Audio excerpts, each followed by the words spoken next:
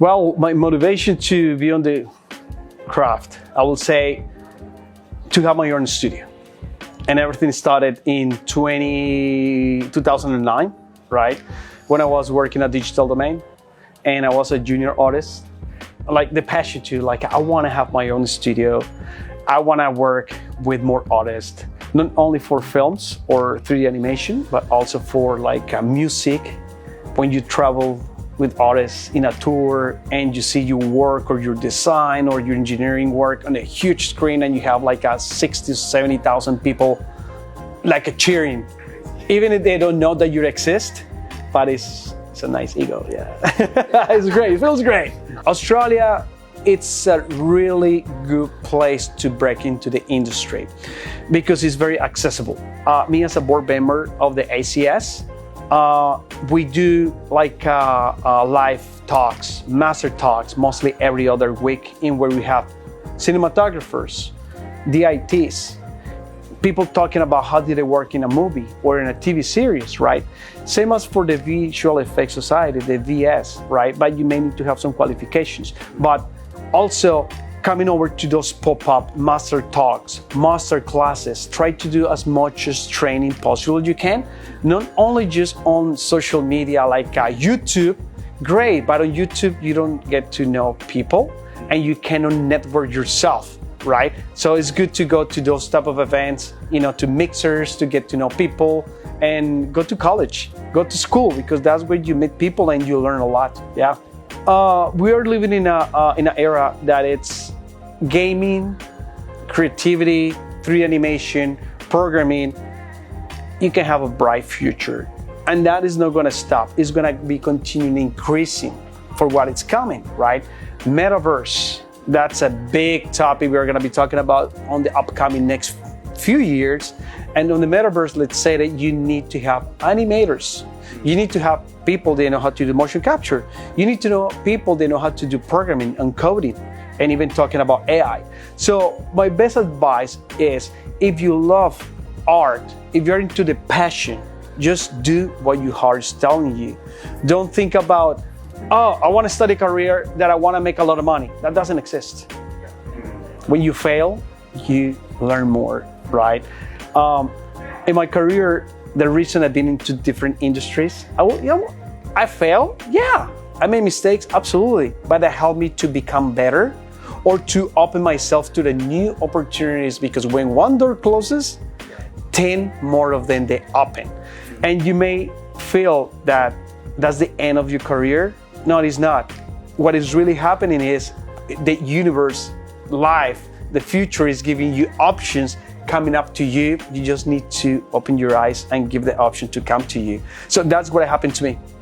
That's what I've been moving into different industries, still on the creative part, and where I had to learn new techniques, new tools, and new workflows. And when you have the passion to do something like that, I'm telling you, Tom, that doesn't stop you. It makes you become better and better. And then to the point, you just want to share those experiences with the people and help out. Society implants a seed on us on telling us everything is about money, right? Yeah. Make the best rate, make the best dollars you can. And a lot of people, they just think like, okay, I gotta find a career that I can make a lot of money. Yeah. But what they don't tell you is you gotta work for it on any industry, right? For visual effects and 3D animation industry and students, right? It is possible to do it. You just follow your passion, don't give up. And if you get a job as a freelancer or as a part-timer or a full-timer and you get laid off, that's not the end of the world. Now, what is happening at that point is new doors are coming, better opportunities. Yeah. You're on demand. That's what is happening. It's not that you're bad, no, you're on demand. So, I mean, don't stop. Just keep going and going, keep training yourself, learn as much as possible you can. Okay, all right, so this is a good one.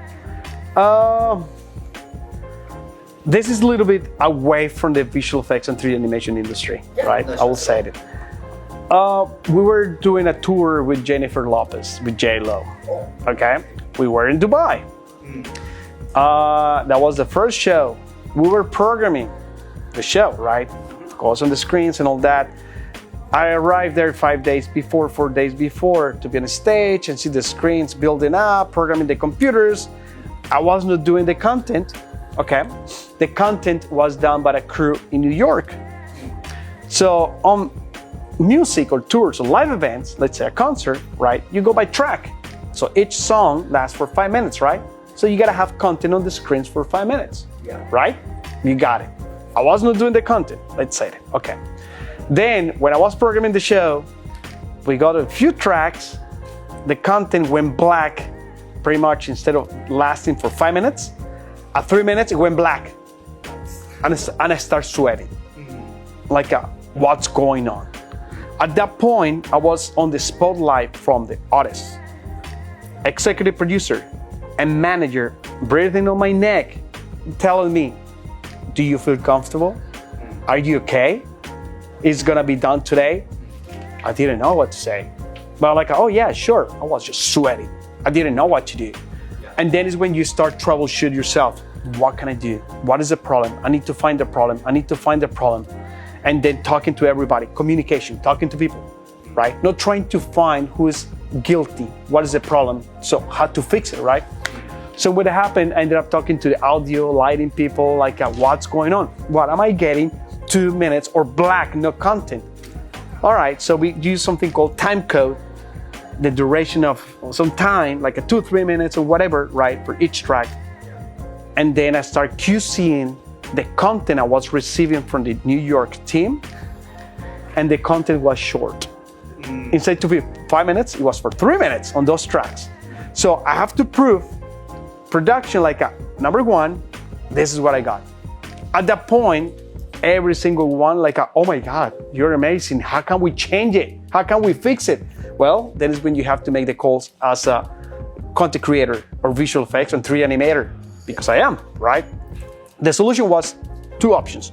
Sure, grab the phone, call the New York people and do a new render, and good luck for the content to be on time today.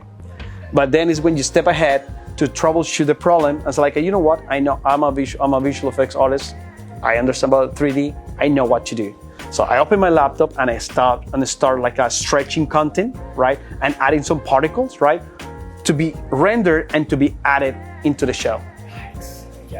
I saved the show. So that it gives me more confidence that all right, I can do this. But I was not really spotlight for people to tell me, like, you should call somebody in the US to help you. I'm like, that's not the problem, but troubleshooting, yeah. Just don't give up, man.